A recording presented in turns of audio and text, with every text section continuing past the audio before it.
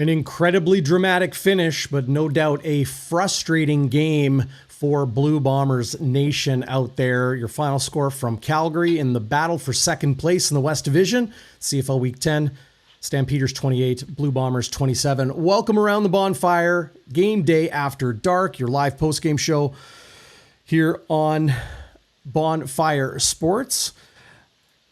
Darrin Bauming, joined by our post-game friend, Zach Schnitzer, who joins us from parts unknown. Schnitzy, no doubt you're not feeling too good about the way that one shook out. But, however, we will get into it all. We saw a finish that you don't see too often. 63-yard field goal from Sergio Castillo with about a minute left to put the Bombers ahead by one, and then a kickoff single for Castillo to put the Bombers up by two. So we knew this game would not end on a rouge, but a couple strikes off the arm of Vernon Adams Jr. put the Stampeders in field goal range. 40-yard Rene Paredes field goal right down the pipe to give the Stamps a 1-point win.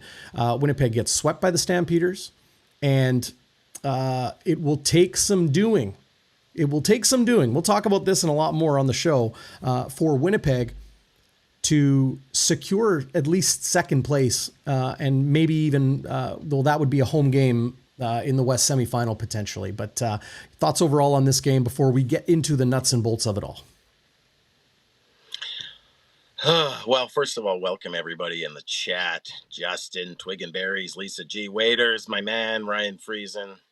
I hope Jeffrey Townend comes on the show. That'll lift us up a little bit. Oh my God, Darrin, he's gonna give it to us. But listen, I feel sick. This was a tough, gut-wrenching loss. But I got to be honest with you, Darrin. The way the team played in the second half, even when Castillo hits the 63-yard field goal, I had a 0% chance, confidence that we would pull it out. Your confidence was at zero. Yeah. Yeah, I had no confidence. I don't put this loss on the defense whatsoever. Okay, I see some people in the chat saying, we can't cover. First of all, Vernon Adams had all day. And then you have Dexter Lawson in for his first game. He gets burned. Yes. But then Bonds gets hurt, and Vavel has to come in. That's tough on a defense. This offense, Darrin, is the story of the game for me. Castillo and Sheehan actually get an honorable mention for on the good side of the ledger. But this offense had 50 yards of offense in the second half, 3 or 4 first downs. Under an answer, that's for sure. And you might say, well, we should have won it. We were up with, under a minute to go after the 63-yarder. Well, why was there so much time left on the clock? Because the offense couldn't string together a few more first downs and kill the clock. Mm-hmm. This should have been a walk-off field goal by Sergio Castillo. And what happens? Zach gets sacked again. The O-line gave him time. Did they give him tons of time all the time? No. But they gave him time, Darrin. And either nobody was open or he wasn't pulling the trigger.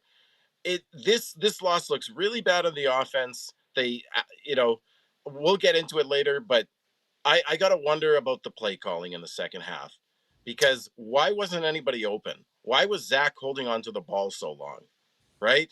It's either he was having a brain cramp or nobody was open. The play calling wasn't putting them in a position to get positive yardage on first down.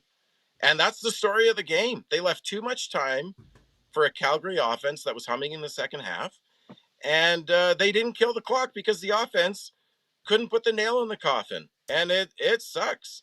We saw Brady Oliveira cook in the first half, right? I got this Absolutely. Here in my notes. In the first half, Brady Oliveira had 10 catches.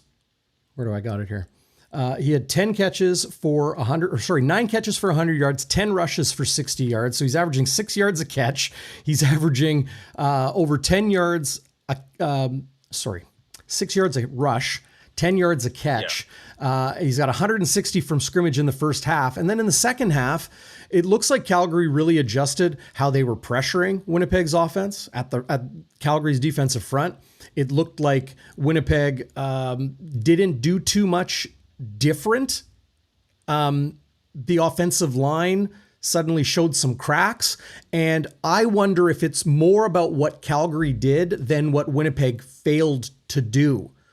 Bob Slowick has shown this season why Calgary has the number one defense in the CFL. He's shown it all year long. You don't win football games playing well in the first half. You win football games making adjustments in game and making adjustments at halftime and making adjustments in the third and even making them in the fourth quarter. And Calgary had the answers tonight at home. They end a 2-game losing streak. Winnipeg loses their fourth game of their previous 5. Last week's win, squeaking by Toronto, was their first win in a month. And now Winnipeg sits 2.5 games back of the Stampeders for second place in the West. We're going to get into it all. Great to see everybody in the live chat. We have got highlights, lowlights. We'll take a look at a variety of news points in this game. Speaking of seeing everybody in the live chat, Back to Back Blue with a super chat. Appreciate you, Back to Back Blue. They say, sorry, boys, gonna keep it real. Offense play calling is horrible. I don't know if Hogan is the answer either. 24 net yards of offense in the fourth quarter is brutal. Saw that on stat on Zach's Twitter. Saw that stat on your Twitter, Zach, at Zach Schnitzer 48 on Twitter. Back to Back Blue with the super chat saying crazy. Thanks, Back to Back Blue. Yeah. I mean, I honestly believe Winnipeg's offensive line, if I had to rank, tell me what you think of this, Schnitzy, and I'll remind everybody, we'll get into our Walby's Warrior, Westwood Wide to the Right, and all of our awards, Happy Honker, Game Balls, the Bonfire Burning Point, of course, the moment this game changed in the Stampeders' favor. But I want to lead with this, Schnitzy, because I feel like this is going to be the main talking point this week. Okay? People in the live chat already mentioning Jason Hogan's got to go. I think Friesen said Hogan and Zach Collaros got to go. This is how I rank Winnipeg's offensive issues. Protection, play calling, and I don't even know if I want to put Zach Collaros in that pecking order of issues. I don't see Zach Collaros as an issue. I don't think he is a reason why Winnipeg struggled to move the ball late. I think more so it's receivers, receiving talent, continuity, weapons on offense. I see that as more of an issue than the quarterback, but I think it's absolutely led by Winnipeg's protection. And I would say a distant second, but definitely second is the play calling by the Blue Bombers. Your thoughts? I those are fair points, but I honestly thought, Darrin, looking at it, that the O-line did well enough. I saw Zach holding onto the ball, and I don't know whether it's because, like you talked about, I think that's a really good point that we have to mention here. The lack of talent in the Bombers receiving core. And it's almost looking like this insertion of Dylan Mitchell was a bit of a desperation move because he couldn't get in over Case and Corcoran. Although they might have put Corcoran in last game for blocking because they knew they were going to run the ball in Toronto. No, they didn't put him in for blocking. They put him in because they wanted him in instead of Dylan Mitchell. I'm saying this. I'm hard and fast on this. Okay, Dylan Mitchell was not. That's an indictment of Mitchell. Because 100%, if you're going to put a fifth round, you know what, and I won't even call it an indictment of Mitchell. I'll say it's an indictment on how they feel about Dylan Mitchell. Okay, but Dylan Mitchell came in today, and I saw a little bit of rust. I think it's good that they got the ball into his hands. It was a shovel pass, his first touch. He had another catch where he kind of bobbled it and turned up field. He doesn't look crisp. He doesn't look game shape ready, and nor should we expect him to be. But my point is, I think Zach was holding onto the ball, arguably because no one was open. Because that's all I can surmise. I have to rewatch the game and see some analysis. But I thought he had enough time, Darrin, to throw the ball, and he was, patting it. Nobody was open. Who in their receiving core is a burner aside from Dembski? So this could be a talent issue. At this Carrick point. Wheatfall, but he's getting locked down. Garrick Wheatfall's done nothing in what, 4 or 5 weeks? The guy was a monster at the beginning of the season. It's because against Edmonton and BC. You need multiple weapons in the CFL, and if it's Absolutely just Wheatfall, and Dembski, they're not going to get open. So I got to wonder, like, I actually, like, we'll get into the offense in a bit, but for me, I do wonder about the play calling. I thought in the first half, Hogan had, a decent couple of first drives. You saw the sweeps and reverses and throwing to Oliveira. And, Bob Slowick has looked like he's maybe the best defensive coordinator in the league. Now, Calgary has got the best D in the league. Don't get me wrong. They have the best defense in the league. You saw Damon Webb make some ridiculous plays. This guy's a Roberts guy was unbelievable. But Darrin, the Bombers had some creativity in the first half. They kept the Stamps D off balance. I saw them using play action. And once they had those sweeps and reverses going, they used those to fake the Stamps defense to widen them out. I thought they had some good things going. And that pass from Collaros to Oliveira for that big gain, I have it written down here how long it was. I'll have to look how long that pass was to Brady. 32 yards down the seam. That was an absolute dime. That was a beautiful throw. That might be the best throw I've seen all year from a Bombers quarterback. But here's the thing, and you're right. Bob Slowick probably made adjustments. But guess what? Jason Hogan didn't have an answer for those adjustments. That's what I said. And where was the quick passing game, right? Like there was, Clercius had a horrible drop at one point in the third quarter, but I didn't see a lot of quick passing game from the Bombers. I didn't see Oliveira being used very well. Not in the second half. In the second half, they just shut it down. And look at Oliveira there, right? They used Brady Oliveira. This is a sequence of 3 Brady Oliveira plays: a 25-yard catch, a 32-yard run, an 8-yard catch, back to back to back in the second quarter. And I want to bring up this. So Slingin' Sammy says, DB, O-line protection isn't at number 1 as far as the concerns. Collaros held onto the ball, and that may be more because of lack of talent at receiver, not necessarily play calling. Bit play calling. It says bit play calling looked vanilla, but play calling looked vanilla. I think I really liked what Winnipeg's offense did in the first half. They spread Calgary's defense out. That opened up the run game for Brady up the middle. Right there, a 32-yard run he had right up the gut. They kept Calgary off balance. But the reason I have protection as the top concern I have for Winnipeg's offense, ahead of play calling, ahead of Collaros, ahead of receivers. I think I might even put receiver talent at number 2. If I didn't before, forgive me. But the reason I have that is when you say Zach Collaros held on to the ball, guys can't get open, absolutely relevant. But when Vernon Adams Jr. has, quote unquote, all day, it's Winnipeg failing to get pressure on him. Well, it seems like it's failing to get pressure when Calgary's quarterback has time, and it's failing to find a guy open when the Blue Bombers quarterback has time. No, but Darrin, I get what you're saying, but Collaros had time. I thought he had time. I was counting steamboats. Just for sure. He had time. Just to finish my point, this is the way I see the CFL evolving right now, is defenses are dropping more players into coverage. Winnipeg has been doing this all year. They did it last year. They even did it with Richie Hall 2 years ago. They are rushing 3, sometimes 4, but dropping more players into coverage and allowing quarterbacks to take time, and they're hoping for coverage sacks. That's your coverage is so locked down that you end up getting a pressure on that quarterback. They throw it away, a sack, whatever.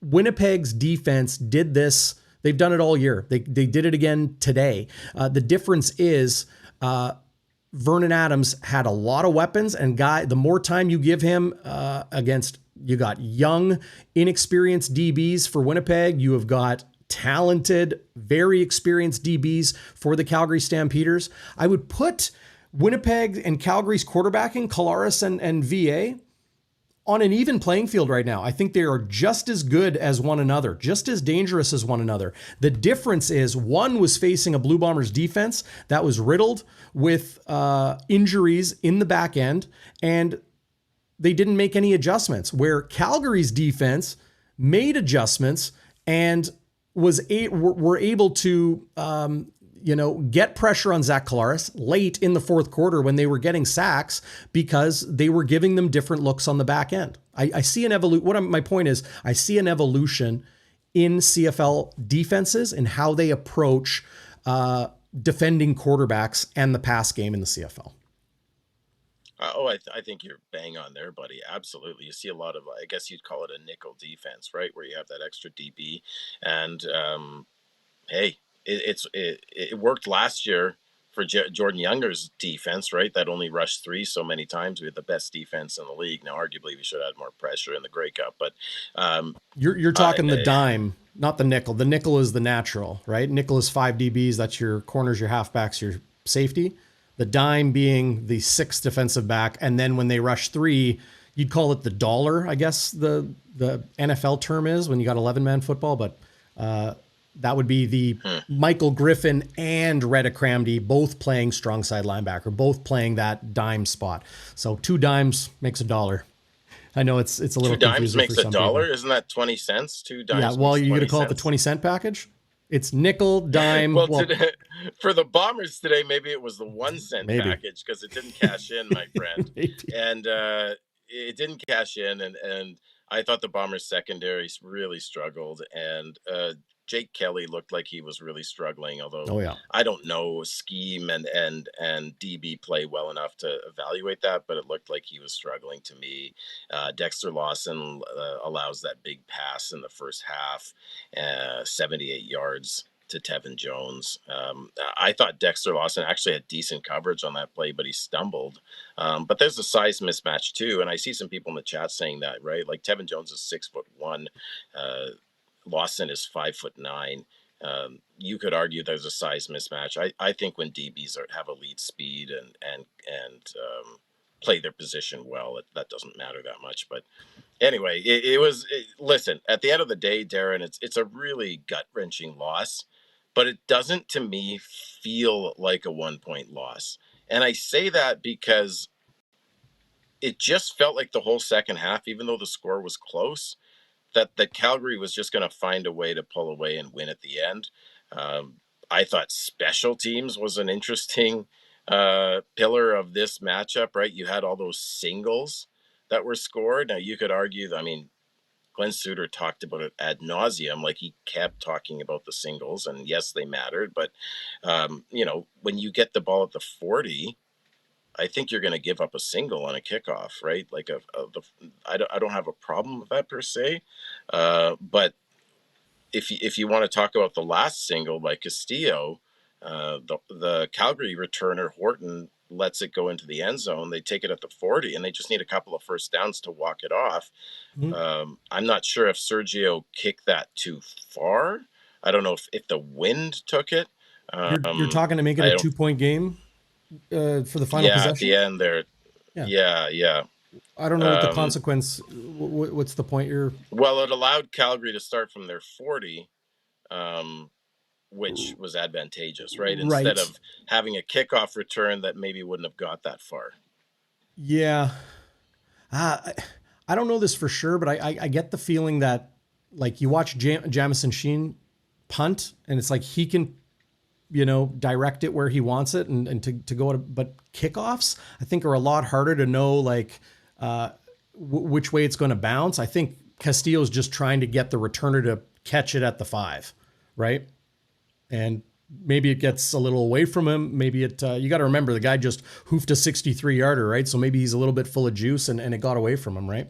That's a good point, though. Yeah, it could be. I just think, just for me emotionally, like, I was, after the third quarter when the Bombers had 24 yards of offense and 2 first downs, and I just, Darrin, honestly thought the game was over the whole second half. And had they won, that would have been great. It would have been elation for me and other Bombers fans.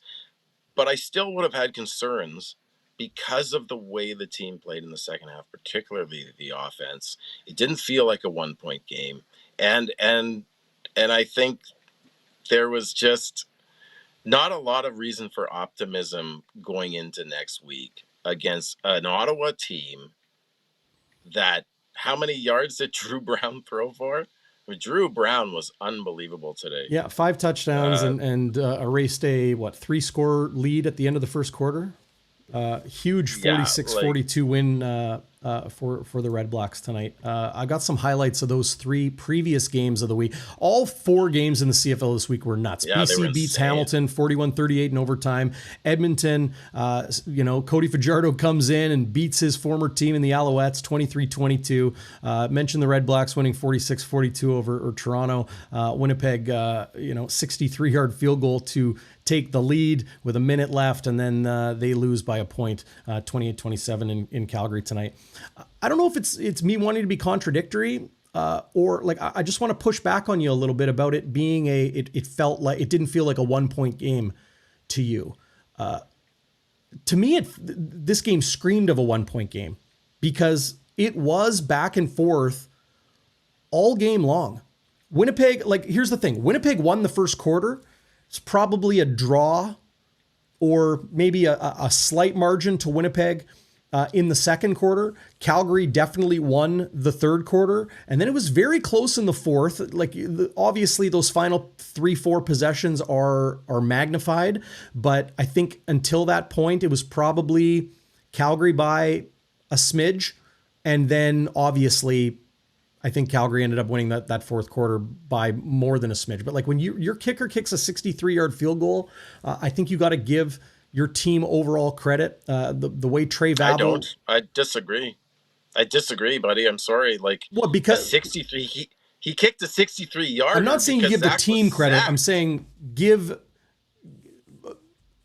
objectively speaking, if you're able to score from that distance, give Sergio Castillo that credit. Your team, absolutely. There's no asterisk next to those points.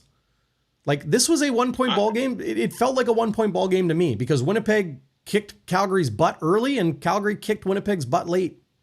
That's a 1-point ball game. But I don't. Maybe you didn't. Fans, you chime in on the around the bonfire on the chat here. My feeling, the almost the entire second half was Calgary's chipping away. They're getting big plays on us. The defense is wilting. The offense has absolutely nothing. They're hanging out the defense to dry.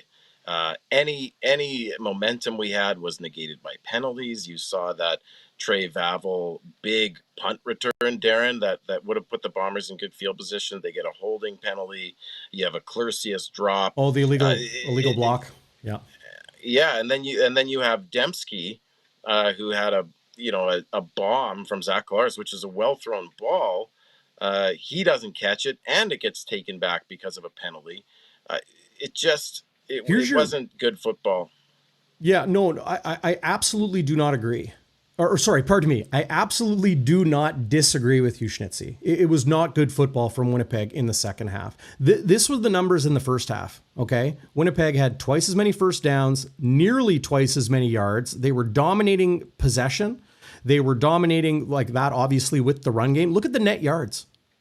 It's absolutely nuts how dominant Winnipeg was. Second down conversion rate, Calgary, Winnipeg's defense had an answer, right? 2 for 8. On second down, Winnipeg had 13 second downs, and they got more than half of them. Winnipeg dominated in that first half, and then got dominated in the second half. Recency bias, maybe. Recency bias, maybe why it didn't feel like a 1-point game because Winnipeg struggled so much late. Yeah, I think they struggled a ton late, and.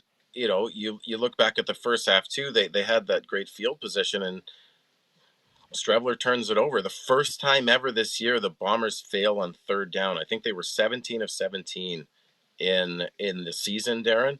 And Strebler on the 6-yard line on a third down.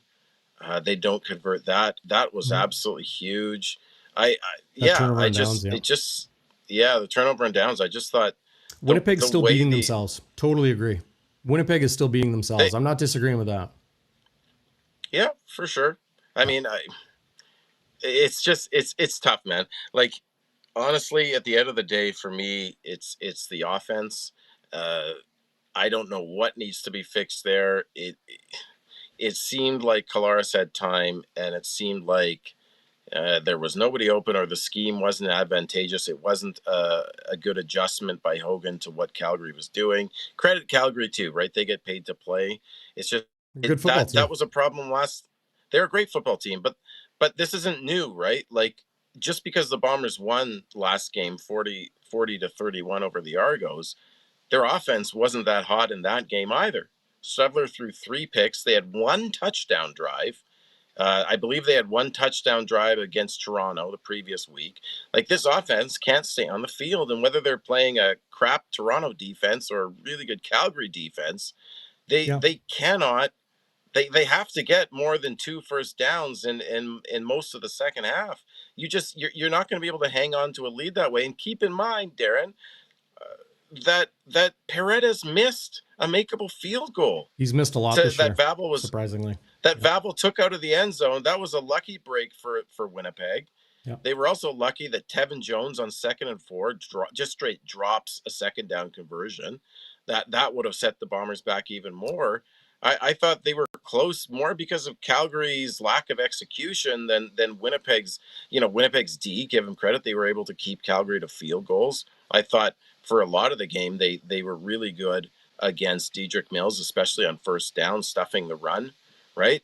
But I don't know what has to happen in the D line, because maybe it's Calgary's O line is that good, but Vernon Adams had so much time to throw the ball, and you saw him able to sit back there and wait for deep crossing routes to open up. And when you got receiver talent, DB. When you got receiver talent, and the opposing defense is allowing you that time to throw for whatever reason, whether that's strategy or otherwise, someone like VA, someone like Zach Schnitzer, they're going to pick you apart. Jeffrey Bannon, who is one of the principals with the 1930 Crew, the1930crew.com, where you can find the 1930 Crew on all the socials. We still have a few spots left on the trip to Regina for Labor Day as we experience the Queen City. Jeffrey Bannon says Regina. Sorry, I had to get that in. Jeffrey Bannon comments the continuous hopping out of the pocket for Collaros, that is. When Collaros had decent protection, he's either hearing footsteps, seeing ghosts, or no one was open, ? The singles by no means cost us the game. We're beating us. Very good points from Jeffrey Bannon. Rifles head coach Jordy Wilson, who, they have their home opener tomorrow. I'll be calling that game on CJFLTV.com. Rifle up. Yeah. Exactly. #rifle up. What did he say, though? I didn't see his comment there. Yeah, he says, I agree, DB. It felt like a 1-point game. Secondary's a mess. Can't give up the volume of explosion plays they're giving up. Run defense was not good in the second half. Calgary's got so many weapons. 𝙎𝙥𝙤𝙧𝙨 Mills, what a ridiculous weapon he is. That's what I think it ultimately came down to, is the explosion plays on the back end. Here's a question. Here is, what do you like to call it, Schnitzy? The big question. What do you like to call it? The bonfire big question. What is the bigger issue right now? The offense or the defense? For me, it's absolutely the offense. It is absolutely the offense. Yeah. I think the defense, Darren, kept Calgary to 12 points in the second half. That high-flying offense, they were without Damien Alford and Reggie Begelton and Malik Henry, but they have, like you've said, they have some good receivers, right? I don't care who they're without. They're dangerous. They're dangerous, and they have a really good O-line, and they didn't give up much pressure. Now, whether that's because our D-line wasn't effective or because their offensive line is that good, I don't know. It's probably a bit of both. But the defense, I thought, did enough to win, Darren. Right? Like the Bombers had a 17-0 lead. Yeah. They allowed a couple explosion plays for sure, but you have to understand, for me anyway, those are not first team DBs playing there, right? Like, Bonds gets hurt early. He goes out. And then you have Trey Vavel back there, who's a rookie, and you have Dexter Lawson Jr., who's played some games for the Hamilton Tiger Cats, but he's still not on the team for a reason, right? He also got on Hamilton's team for a reason, right? He got beat out by other guys. He didn't make the final roster out of training camp. And then you got Jake Kelly playing safety when you have those extra DBs. Like, yeah, and Winnipeg's some of that I offense put on, has changes on the offensive line, and they're hurting with but their not in receivers. this game. They had their starting offensive line in this game. They which receivers were they missing except for Schoen? They had all their receivers. They just don't have very good players. I'm sorry to say. The defense, the starting defense for this team, I think would have done better than this. I just defense. don't think. The defense held them to 12 points in the second half. When you are up by 17 and your defense allows 12 points in the second half, you should win that football game. If this offense even played average in the second half, Darrin, we win this game. And they didn't play average. They played very poorly in the second half. So for me it's and there were even and I don't know if I put much of this on Collaros, Darrin. I'm seeing in the chat, and I agree with this, a couple of these takes. I thought there was a couple times where Collaros had time, didn't have pressure, and still seemed to get happy feet in the pocket. And I don't know what's going on for him.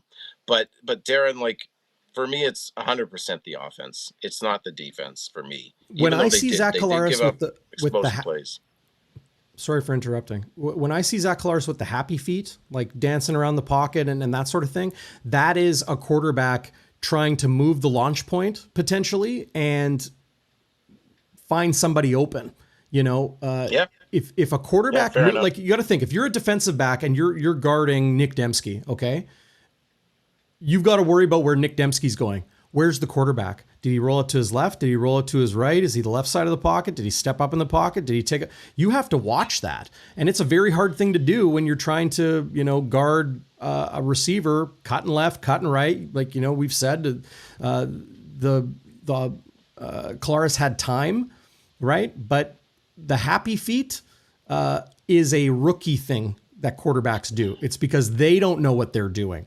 When Zach Collaros has happy feet, that's not happy feet. That's him trying to change things up. That's my opinion. I just don't see Collaros as somebody with what they call in football happy feet, right? And getting a little loose with it.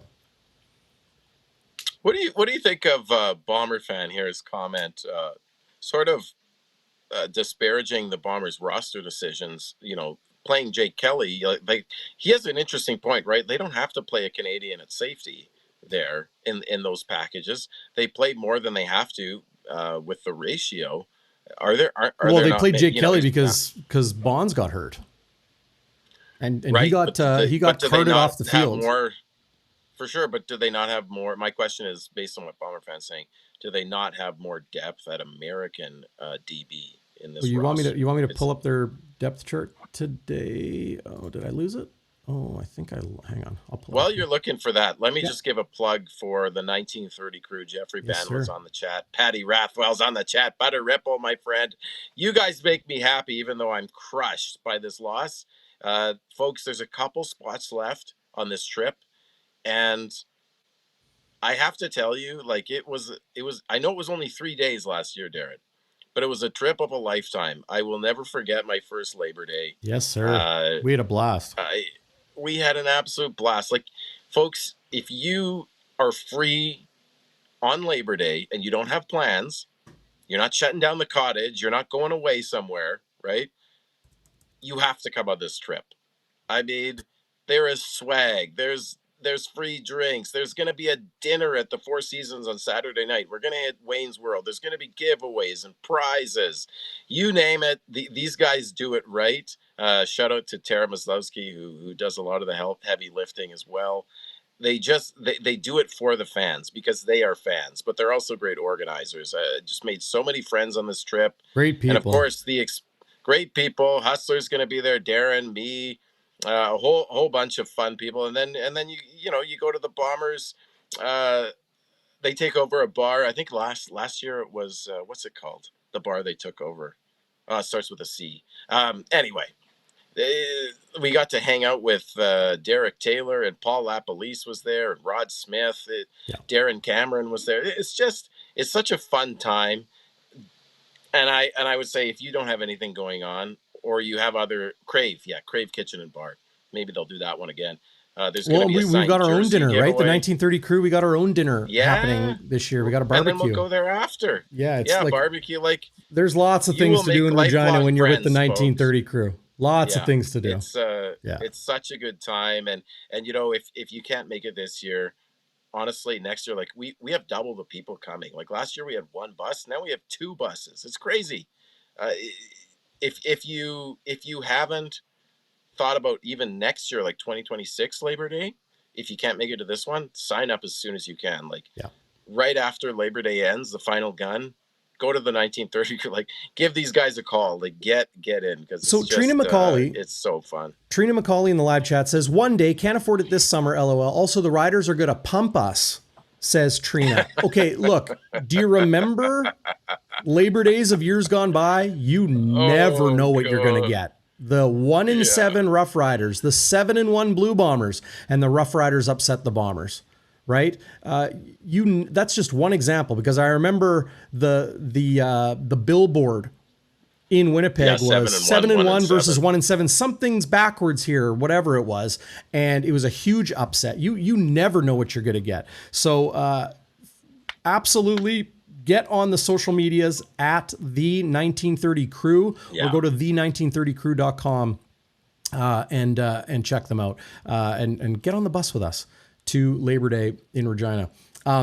Okay, let's get right into Walby's Warrior, Westwood Wide to the Right, your Happy Honker Award tonight. Would love everybody to chime in on the live chat. What was your bonfire burning point tonight? The moment things swung in the favor of the Calgary Stampeders. It's going to be a tough one tonight, because you could kind of pick things in the third quarter. You could pick something in the fourth quarter. There's going to be a lot of debate and conversation around that. And then we'll hand out some game balls after our Happy Hunker Award. Who's your warrior tonight, Schnitzy? And I'll see if I can pull up a nice highlight of said warrior tonight. Listen, you have to, at a game like this where the offense and maybe arguably the defense didn't play so great, I have to give the warrior to Sergio Castillo. I mean, with the game on the line, from 63, keep in mind, he'd hit a 49-yarder, a 53-yarder, and a 37-yarder, and he goes in on the road. Was that the longest field goal in CFL history? I don't know. Someone's going to have to check that out. Mm-hmm. I'm sure on socials it's out there. But, like, are you kidding me? 63 yards? And it had room to spare, Darren. Right? Like, that's insane. Like, just the mental fortitude to go out there on the road in a big game. Bombers looking for revenge after getting embarrassed. And he hits it, like, right down the middle with 5 or 6 yards to spare. Are you kidding me? That was unbelievable. And he'd hit a couple of long-distance ones as well. Look at that shot. I just thought, Sergio, that brings a smile to my face. Oh, it's Don Cruikshank, formerly known as Sign Guy. Good guy, Donnie C. Check out his stuff on CFL News Hub if you haven't already. Writes a weekly article. Yeah. Now I forgot what he said. What did he say here? Said 63 yarders tied for the longest. Oh, tied for the longest. That's crazy. That's awesome. Like, that brings a smile to my face, even though the game. Oh, T. Conapoli's saying Paul McCallum's was the longest. How long was Paul McCallum's? No, Seawalk says tied Paul McCallum for the longest. Tied Paul. No. Okay. We'll get definitive, maybe a better source than the live chat of Bonfire Sports. No offense, but just saying. They're a great source. What are you talking about? These people I'm talking stuff. Schnitzy, are you a journalist for a living? You're going to say, oh, somebody said on an online chat group, so that's the truth? I'm not saying the chat is the authority on anything. I'm saying they have information. Source. They can Google things. Yeah. Like Gregory Liverpool, Paul McCallum. You said they're a great source. I'm sorry. No offense, everybody. They're great. They're a great source of information. I'm not saying they're the source on information. Okay, I think our term source is a love the little chat. bit. I love the chat too. I love the chat. They're Yeah, awesome. like Jets Girl says, Castillo is the shiznit. I don't think there's anything absolutely more true than that. Killing it tonight. Yeah. Killing it tonight. And I will give a no. I'll do that for Happy Honker. Never mind. You go ahead. Who's your Wallabies warrior? Well, I'm going with Castillo too. You know, I'll give an honorable mention to Brady Oliveira tonight. I think. Well, you know what? I'll just give it to Oliveira. I'll give it to Oliveira because we can have two Wallabies warriors because there's me and you on the show, right? How about that? Yeah. I'll give an honorable mention to El Castador, Sergio. Another look. Like, look at this guy. Yeah. Thank you very, very much. Unbelievable performance from both of those young men tonight. Just pulling up Brady's final numbers here. He had 12 catches for 68 yards and 9 runs for 100 yards. 0 rushing yards in the second half. Oof. Well, not his fault. And no, because he had 9 for 100 in the first half. Right? 0 in the second half. 0 attempts in the second half. Yeah, that is absolute. Like, I'm sorry. Now, I know football is super complicated, but at least to me, man, that is maybe the biggest indictment of Jason Hogan that I could think of right there. You have Brady Oliveira go off like that in the first half. I had it down 146 total yards on 17 touches 17 touches, I think, in the first half, Darrin. And he gets no rushing yards in the second half. It's not like the Bombers are playing from 2 touchdowns down where you stop running the ball. Are you kidding me? And then the OC malpractice, in my opinion, last week. The Bombers OC malpractice up by 6, and he goes for the bomb. I just, I don't know, man. It's mind-boggling to me. And maybe it's not all on Hogan. Like Jarius Jackson is there too, probably advising him. But I don't know, man. It's interesting. Let's just put it at that. Yeah. Fair enough. Westwood wide to the right. I have a feeling I know where you're going to go with this one. Oh, yeah. I mean, I had one before, buddy, but you just gave it to me. Okay. Oh, yeah. Phyllis, I'm not even, yeah. Suter said he thought it was a shoulder injury. That was pure speculation. Sorry, your Westwood wide to the right? Still had no. Well, Suter had some interesting things to say. Anyway, my Westwood wide to the right is you're Brady speaking Oliveira to the comment. Getting 0. Yeah, sorry. 0. People in podcasts have no idea what you're talking about there. I know. I'm sorry, people in podcasts. I had no idea.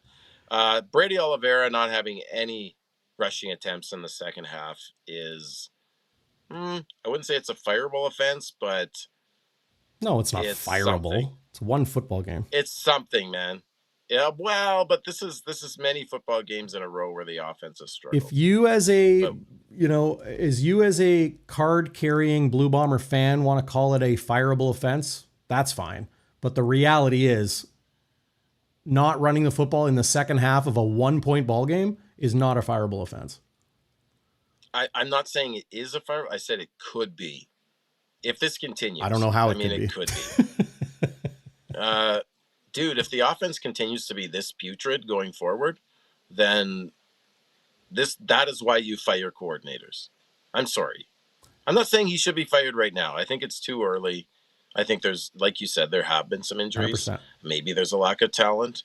But when you don't run Brady Oliveira in a tight game like that in the second half to eat some clock, when there's maybe no receivers open, maybe you should run the ball. And it didn't look like Calgary was loading the box per se. Like Brady Oliveira had his best half of the season. He did more in that first half than he did in full games in this season, Darrin. And they didn't run the ball. Yeah. What are we doing? I thought if anyone, Jason Hogan would be someone who would continue to run the ball. He's a former running backs coach, very tight with Brady. We saw what happened in the Grey Cup. We didn't run the ball enough. Waiter's saying the Bombers won't fire anyone during the season. That they have fired special teams coordinators in the season. For actually O'Shea's first year, they fired Pat Tracy in 2014 in the season. Yeah. Yeah. That's a long time ago. Anyway, what Winnipeg would do if they wanted to change at play caller would be a very, very hush shift to Jarius Jackson. Yeah, absolutely. I totally agree with you there. Yeah. Yeah, I totally agree.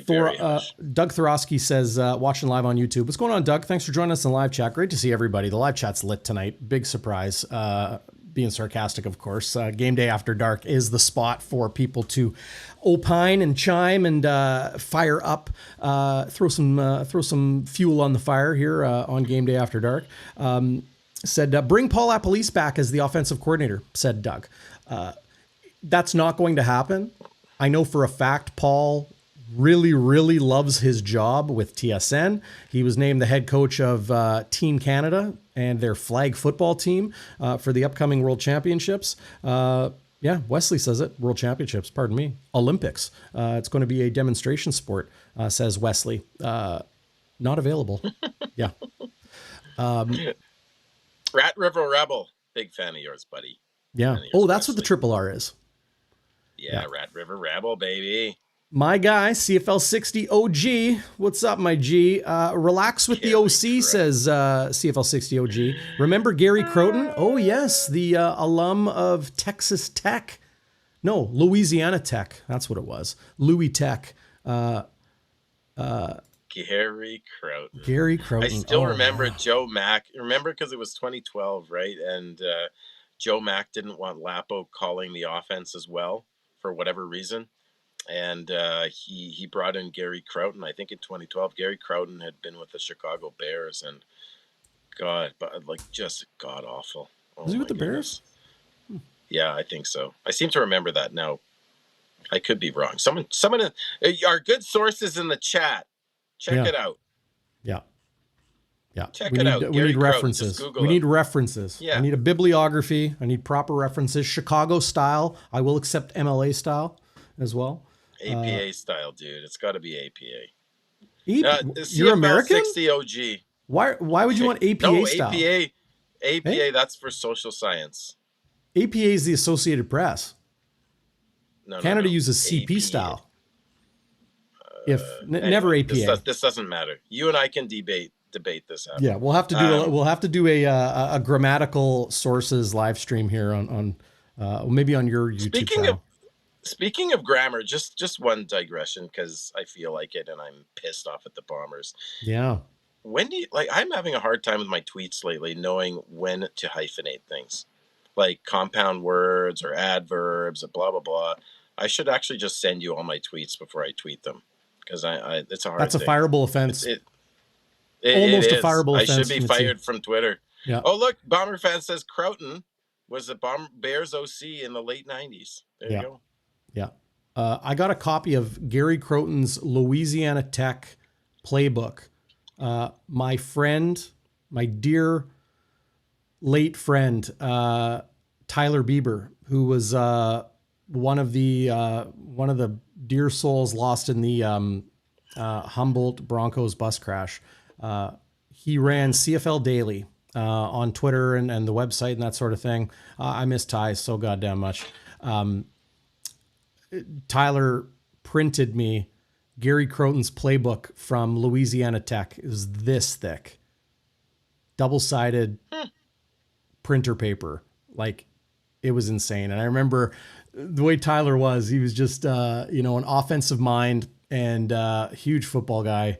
And he said his favorite part of Gary Croton's Louisiana Tech playbook was he had a receiver set called Tit, and that just made Tyler laugh. And when Tyler laughed, I laughed, man. I miss that guy. R.I.P. Beebs. Miss you, buddy. We'll digress back to this game. I don't know if I have a Westwood wide to the right. I think I'll probably just go with you running Brady 0 times in the second half. That is wide to the right for me. Let's get into your bonfire burning point. The moment this game changed, and in my opinion, it's halftime.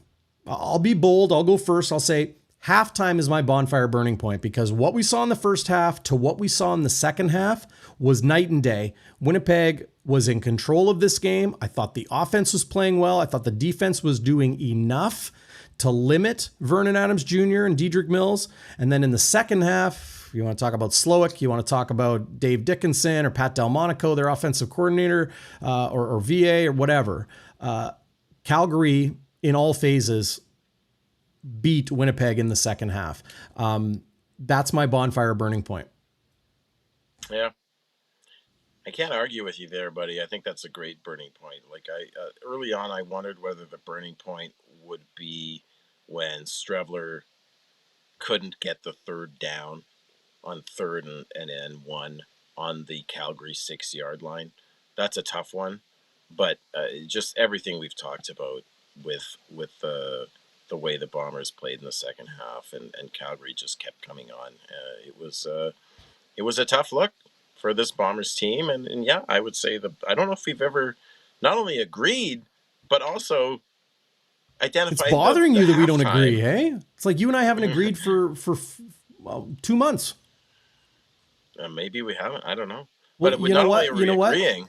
I like not agreeing, because agreeing is kind of boring. Don't you enjoy the make your point, I'll make my point? Like, I think it's great. I don't know about hit up the live chat. Do you like it when Schnitzy and I agree all the time? Or do you like it when we disagree a little bit? I've had people send me texts and they're just like, oh, I love the fire in the show. You know, like you guys are, you have your moments where you're going at each. I think it's awesome. I say bonfire. Fire is bon. Fire is good. Bon good. Bonbons. Bonfire. Eat your bonbons. Eat your goody goodies. Saying, we're saying we agree, and we're also agreeing that it's the halftime that was the burning point. That's a new one. That's a good one. Yeah, well, it's the burning point. Maybe we could go back even farther. There was this play early in the second quarter with Winnipeg leading 17-0, and Tevin Jones goes 78-yard catch and run for a touchdown to get Calgary on the board. And really, from that point, Calgary looked like a different football team. It just got the ball rolling. It got the wheels churning for them.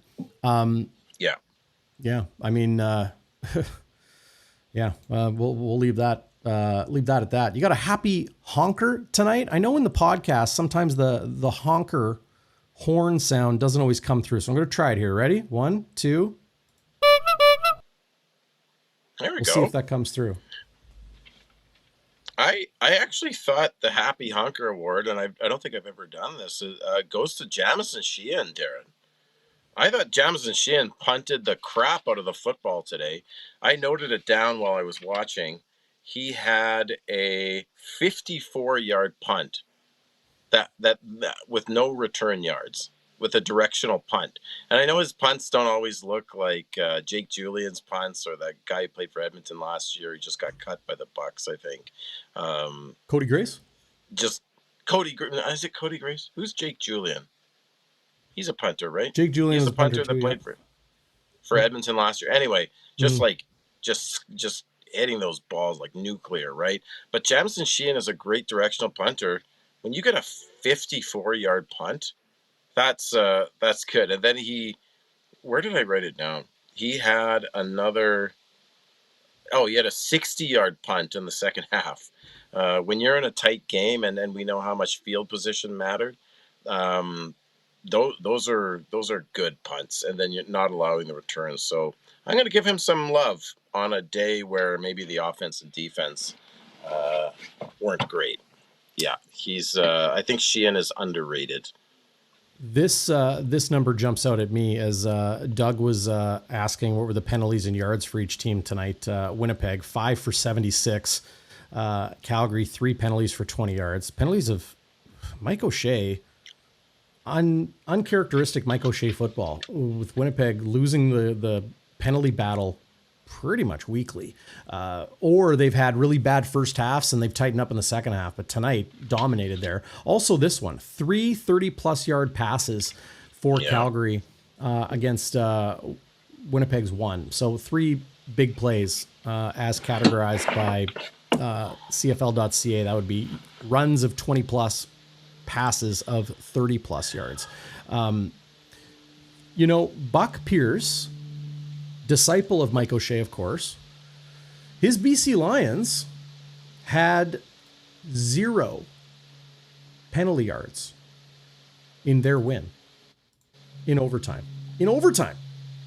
Played extra. Yeah. 0 penalties. That's crazy. In their win over the Hamilton Tiger Cats. I'm going to see if I can pull this up.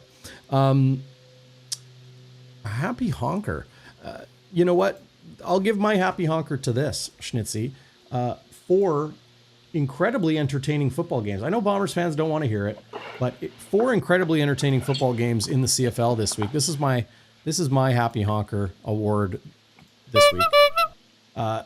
BC comes away with a 41-38 victory over the Hamilton Tiger Cats, who have been on a just crazy run this season.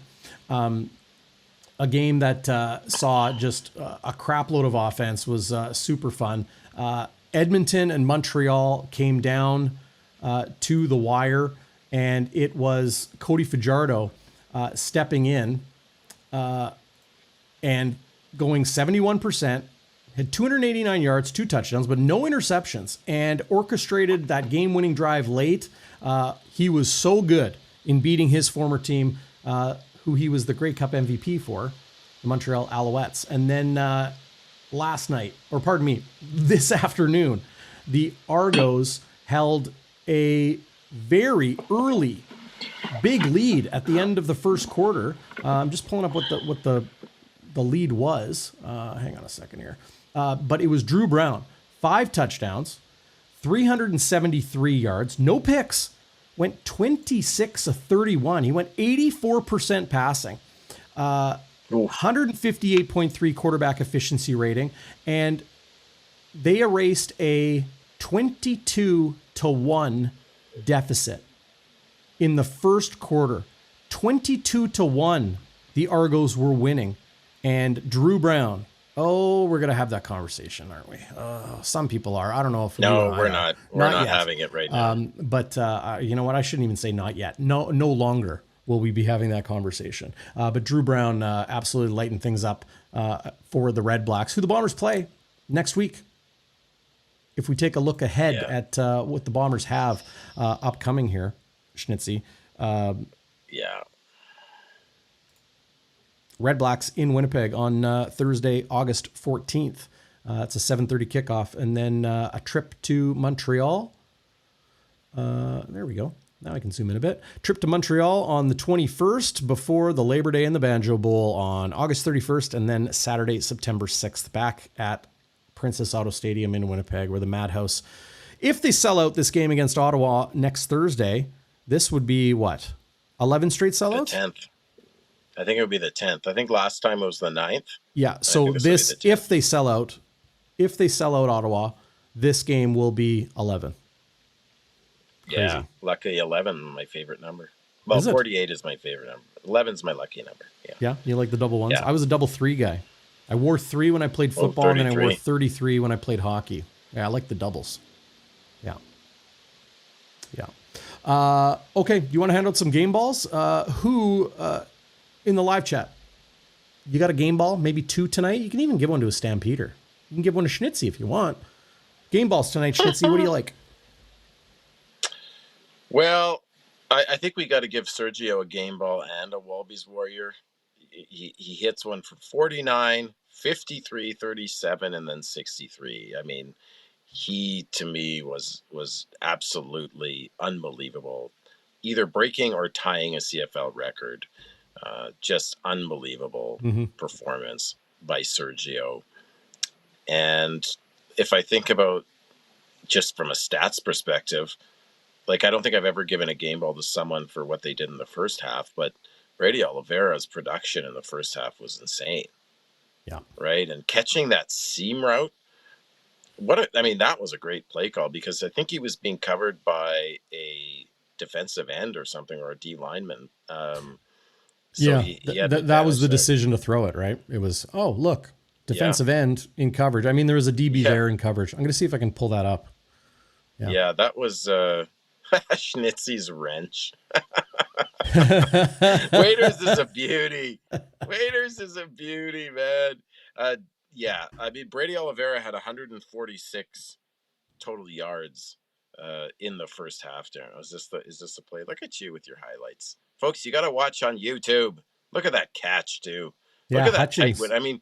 Hutchings in Ed coverage. Tate was writing about this all week. How Zach Schnitzer can, he will go for the low percentage pass, in the sense that there's not a high percentage is going to be completed.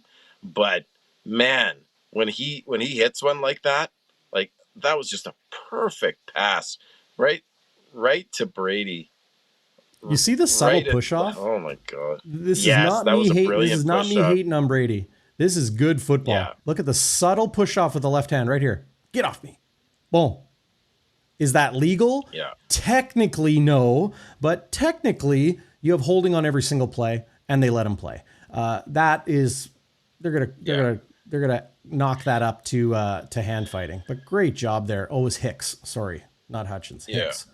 Hicks was the quarterback that hit Zach Schnitzer clean when he suffered that neck injury in their second meeting of the season. So I got a couple other game balls. I want to give one to Tony Jones there, and maybe you can throw out his final stats. I thought he was all over the field on run stuffing and just getting pressure. I think we underestimate how good Tony Jones is. Mm-hmm. I don't think we talk about it. Even if you look at the Pro Football Focus database, like Tony Jones is right up there. Kyrie Wilson is another guy we're not talking about. Kyrie Wilson is, I believe, number 1 or number 2 in the PFF database for linebackers in run stopping. He might be number 1. I think he has like a 90 grade, like unbelievable. But yeah, Tony Jones, I thought, someone pull up his stats for me if you can. I thought. Well, I pulled up a highlight instead. Okay, there you go. Even better. So this was Jones, Tevin I thought Jones. has been solid. This was Teb. Oh, did I get the wrong one? Maybe I got the wrong one. You got Tevin Jones, not Tony Jones? Yeah. Is that today? Yeah, this was a sequence. This was a sequence highlight. So I've got a few here. Oh yeah, maybe that was the wrong one. Anyway, I'll pull up his. So Tony, you keep waxing about 33 Tony Jones. Yeah. Even though he had a penalty that was a costly one. Well, that on the return, yeah, and I think that was a penalty. Somewhat questionable. You think? No. I'll pull it up. That was a penalty. Yeah, but defensively he was good. Songspider disagrees with you. Okay, well, we'll take a look at it. He had the most tackles for the Bombers. Second most in the game is Roberts had 11 for Calgary, but 7 tackles, 1 tackle for a loss, so 8 total defensive plays. Yeah. 7 tackles and a tackle for a loss. That's interesting. You know who else was really good? I'm not going to give him a game ball per se, but I thought Evan Holm had a couple of touchdown-saving tackles on special teams that really stood out to me, where he got the guy by the shoestrings. So shout out to him.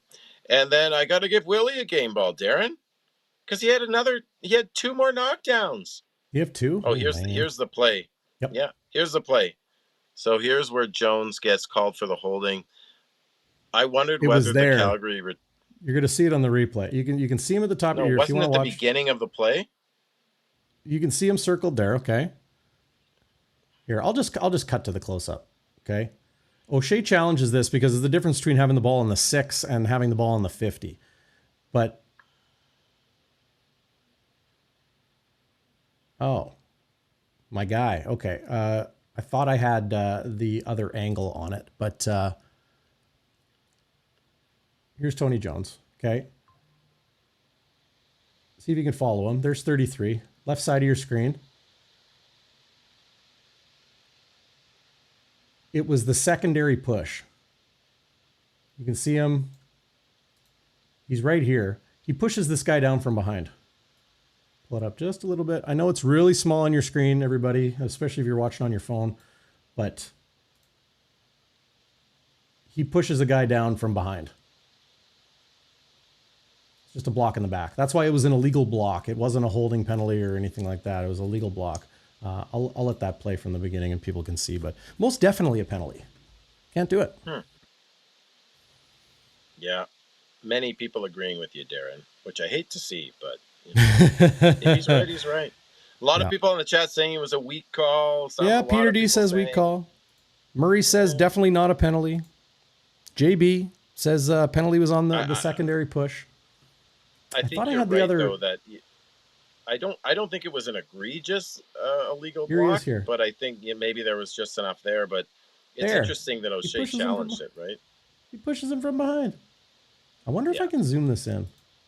Let me see. So Willie Jefferson now has 87 pass knockdowns or knockdowns in his CFL career. He's going for the 100, Darrin, the 100 sacks. He has 75, I believe, and going for 100 knockdowns, which he'll for sure get. He's at 87 already. He doesn't seem to be slowing down. He'll get there. The 100 sacks would be tough, but hey, if anybody could do it, it's Willie. So I'm going to give Willie a game ball. Who did I give a game ball to? Sergio, Brady, Willie. That's enough in a game that you felt was not a 1-point game. How many game balls you want to give to a team that lost by a bunch? That's how much my identity is fused with the team, Darrin. That I call them by their first names: Willie, Brady, Sergio. They're my friends in spirit, anyway. Yeah. I thought Vaughters had a good game. He had a couple nice plays. He had a sack, but tough loss, man. No doubt a tough loss. I called this a must-win. I want to get this off my chest because I mentioned it on the pregame show a couple weeks ago. It might have even been with you last week, Schnitzy. Must win. The term must win has been so bastardized. It's been overused and it's lost its actual meaning. Okay. Everyone's like, it's not a must win unless it's the playoffs. No, that's an elimination game. That's a win and go home. That's an elimination game. A must win is a different thing. It was literally a created term to talk about a game that is not an elimination game. That is a must win. We must win this game. Why must you win it? Why must you win it?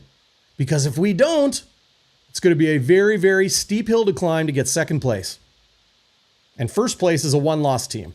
That's just killing it right now in the Rough Riders. I called last week a must-win game because Winnipeg had lost 3 straight games, right? They're in a very competitive West Division. You know BC is going to turn it on. Calgary had lost 2 straight while coming into today. And, they were without Vernon Adams Jr. and looked terrible. So VA's coming back. And last week was a must win for Winnipeg because you lose 2 straight to a 2-win team. Lose 2 straight to a 1-win team. They would have been a 3-win team, but they split with the Argos. And then you go to Calgary with second place on the line. And you got to play Saskatchewan twice in your next 3 games. We're 7-1. Yeah. Must win. Must win. I mean, and Saskatchewan is so good against the run. They're gonna try and make Winnipeg one-dimensional.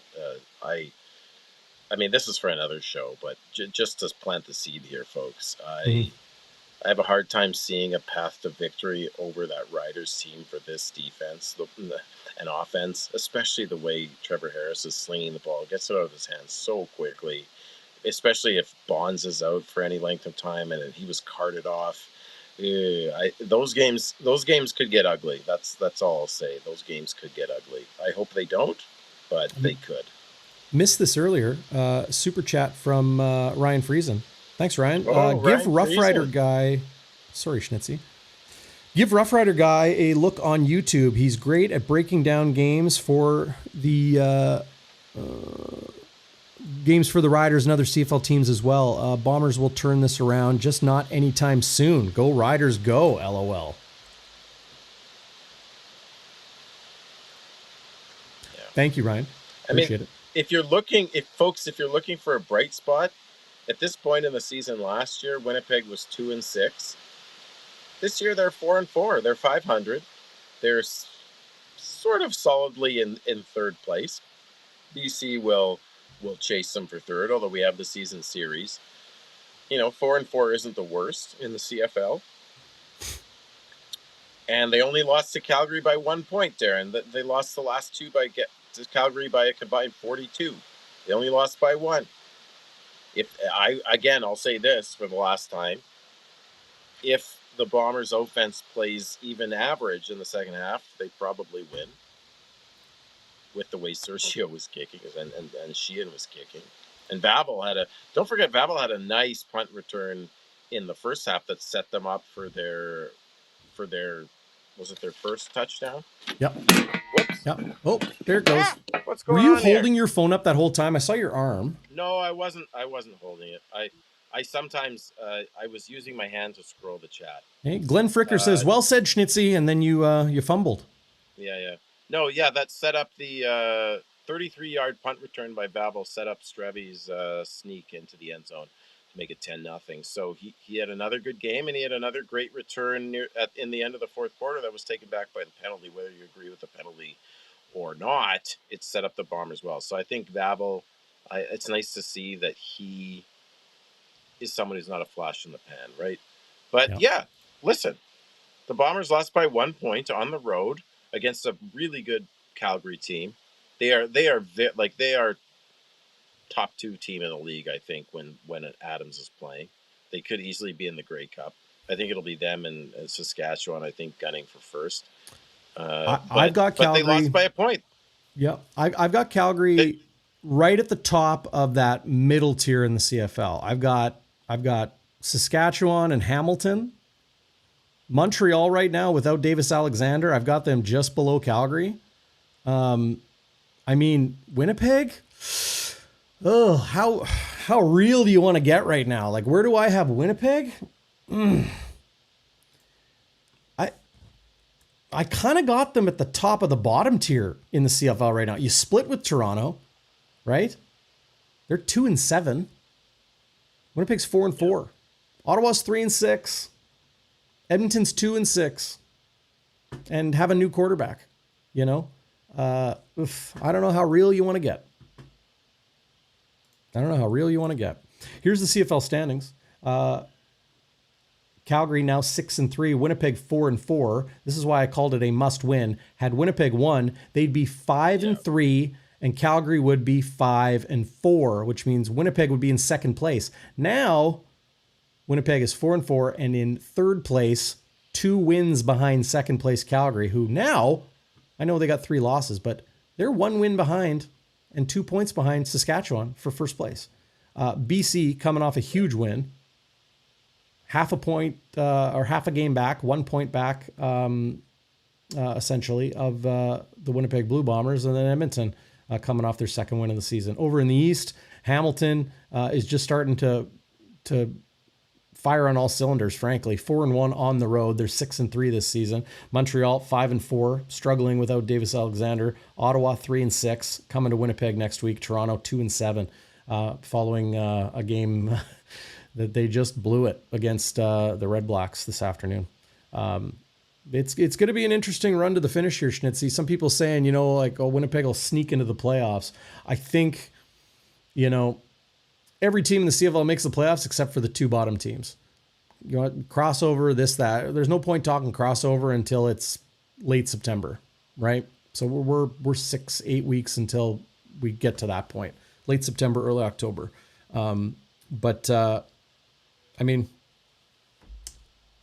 Where Winnipeg is right now, they got to start stacking wins. They better beat Ottawa because I think hopeful for a split against a 1-loss Saskatchewan Roughriders team in a home is probably, again, optimistic projection.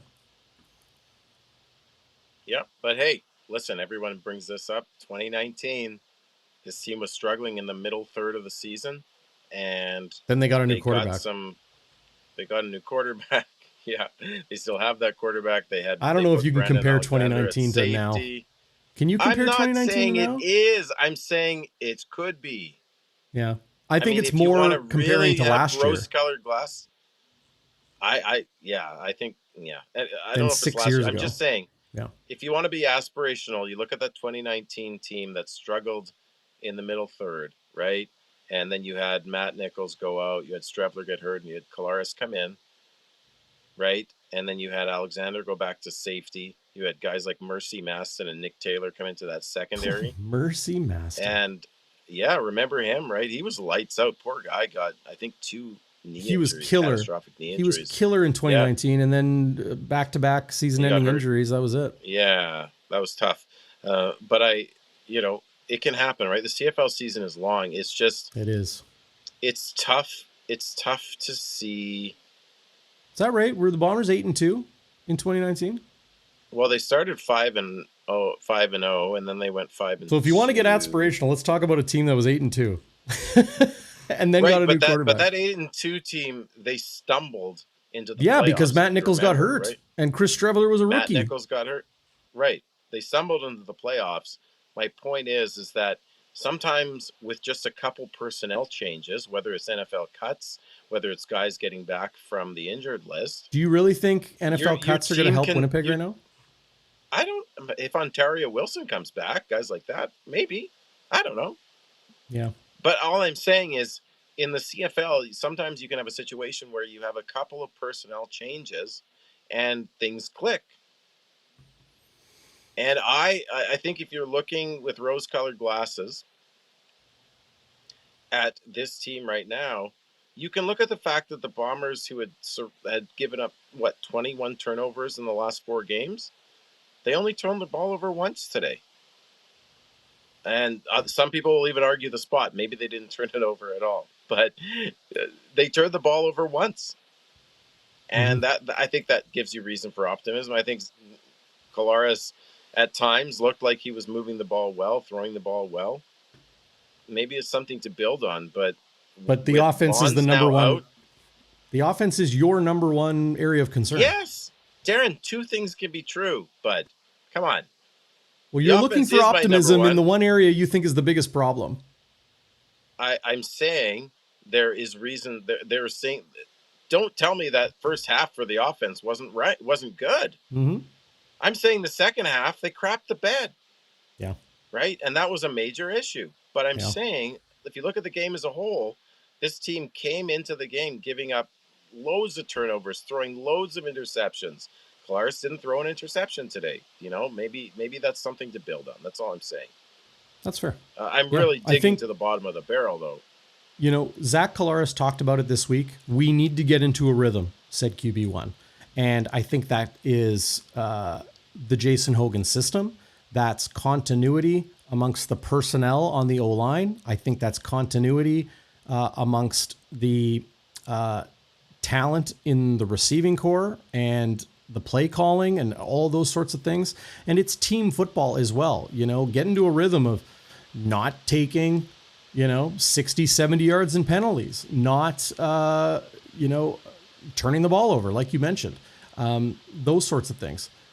Just taking a look at the Willie Jefferson tip ball that would have been a Trey Vavel pass interference penalty on a end zone shot, because that ball was tipped by Willie Jefferson. Winnipeg challenged that pass interference call and were successful. So, interesting point of football there. Anyway, with Willie J getting one of his tips in tonight. You're optimistic, Schnitzy. I'm guessing you're gonna, you would say it's fair that Winnipeg finds a way to win at home this week to improve to 4-1 at Princess Auto. I would say I wouldn't say I'm optimistic there. I would say there, if you really look deeply and go to the bottom of the barrel, maybe there's reasons for optimism. Okay. But you're not optimistic. The rose-colored glasses. No, I'm not optimistic about this team right now. No. Okay. And I think now I understand what you were saying. Now I understand. Yeah. So You're being rhetorical in your reasons to be optimistic, but you're not optimistic. no, I'm saying one could be about a couple of things. Yeah. I think to be fair, like if Drew Brown slings the ball like that against us, and our banged up secondary, Mm-hmm. like I see Vavel, Lawson, and Kelly getting roasted in the secondary for big gains. I'll just leave it at that. So I think you and I are coming from different places, and we intersect in our feelings of the Winnipeg Blue Bombers right now. You're coming from a place of low optimism, but you feel that there are reasons for one to be optimistic. I am optimistic about this team. I think Winnipeg has the ability to turn their season around. I think they got the horses. I think, if it comes to the play calling or offensive line play, Kolaris leading this team, the defense, all of those are areas I feel that they can improve. And today, as I said earlier, this felt like a 1-point ball game against a team that is thought of, in your opinion, Schnitzy, is, maybe, I think you said top 2 teams in the CFL. I've got Calgary kind of in top 3, top 4, like right there. They're in the upper echelon. So I see Winnipeg as a team that can find ways to win. They are incredibly experienced when it comes to the leadership of this team, the coaching staff. Are they depleted when it comes to talent in the secondary? Yes. Are they depleted when it comes to talent in the receiving core? Yes. Is Dalton Schoen running sprints at practice? Yes. Does it mean he's going to be back next week? No. But he could be back for maybe the Banjo Bowl? I don't know. But man, would Dalton Schoen be an addition to this offense. I feel like if you have Schoen and Wheatfall and Dembski with Brady Oliveira and that starting offensive line we saw tonight, I think then, maybe some influence of some influence upon Jason Hogan by Jarius Jackson, Kolaris getting into his rhythm, all of those things, I think Winnipeg could come back and be a true contender once the playoffs come around. That's what I think. I hope so, man. I hope so. I do. I'm not feeling super optimistic right now, but yeah, I certainly hope so. Okay, let's get out of here. All I'm right. going to go to Enjoy bed the and league. sleep off this terrible win. Yeah. The terrible loss, I mean, not a win. Oh, my God. There's nothing better when you're feeling a little grumpy than a nap or a good night's sleep, right? Yeah, a good night's sleep for Schnitzy needs a good night's sleep. Oh, my God. Thanks for everyone in the chat, though. You know what? The best thing about this show for me 100% is you guys on the chat, yes, and Darrin and chopping it up, and it's fun. And even if the Bombers have a crushing loss, it's fun to talk football with you guys. And this has been a great show, and I do feel better now. I'll read John Hodge's thoughts on the game, 3 Down Nation, like I always do before bed. He always has good things to say. And I do want to give one plug before I get out of here, Darrin. You can see my new beautiful hat here. I don't know if you guys can see it, with the green hockey stick. This is my new hat from our friend Liz Hood from Winnipeg Sports Talk, who does Sunday Live with Connor Rabchak. And Liz was selling these hats to promote her show, Chell Chit Chat. So let's get a good look at it. Lean in there. My wife is very jealous of this hat, and she wants to steal it, and I'm not going to let her. I'm zooming in. There. Yeah. That's a nice good-looking hat. Isn't that a nice hat? So, I've got this hat. I've got my gray Bonfire hat, my OG Bonfire hat. My black one that Darrin got me last year got eaten by Daphne the dog. So I do need a new Bonfire hat, but this is a sweet hat. So shout out to Liz and everything she's doing on Chell Chit Chat. You should check out her show. It's great stuff. Very talented young woman. And do I have a rhyme for you guys? Well, first I want to say last week you gave me I forget how you put it, but you gave me a nice compliment in your rhyme going on the way out, right? With Willie J and Trey Vavel. I want to give you that same kudos tonight, Schnitzy, because I've been holding your feet to the fire in these shows. I feel like it gives our audience compelling content. It shows both sides of potential arguments. I think it's more entertaining. It's more energized. The fire is raging right now because the Blue Bombers win some and lose some, and they're sitting at 4-4, and people don't know what they're going to get, and they're finding ways to win, and it's elation, and they're finding ways to lose by 1 on the road in Calgary, and it is absolute, fire everybody and throw the baby out with the bathwater and change everything. To your point, the chat is where it's at. Thank you, everybody. We hope we bring you a good piece of levity and entertainment. And Schnitzy, big ups to you because I've been holding your feet to the fire there. I think it's good. Well, we got my feet are now nicely. They get burned and then they get what's it called? What are they? I'm so tired right now. They get calloused over, blistering, but then they get a nice callus. Yeah. Well, I know when I'm at the lake, tough. My feet are tough. When you're at the lake and you got the blankets on or the blanket on, right? You got your foot out of the blanket. That's your air conditioning, right? And like, how high do you want the air conditioning? How far that foot goes out or under the covers, right? That's lake air conditioning. It's true. Yeah. Lake air conditioning is the breeze blowing in through my window. Anyway, let's get out of here. Let's go home or stay home. Go to bed. Yeah. What's my rhyme? Well, let me just say this. In the second half, the Bomber offense crapped the bed, and everybody in Bomberland is seeing red. Sayonara, everybody.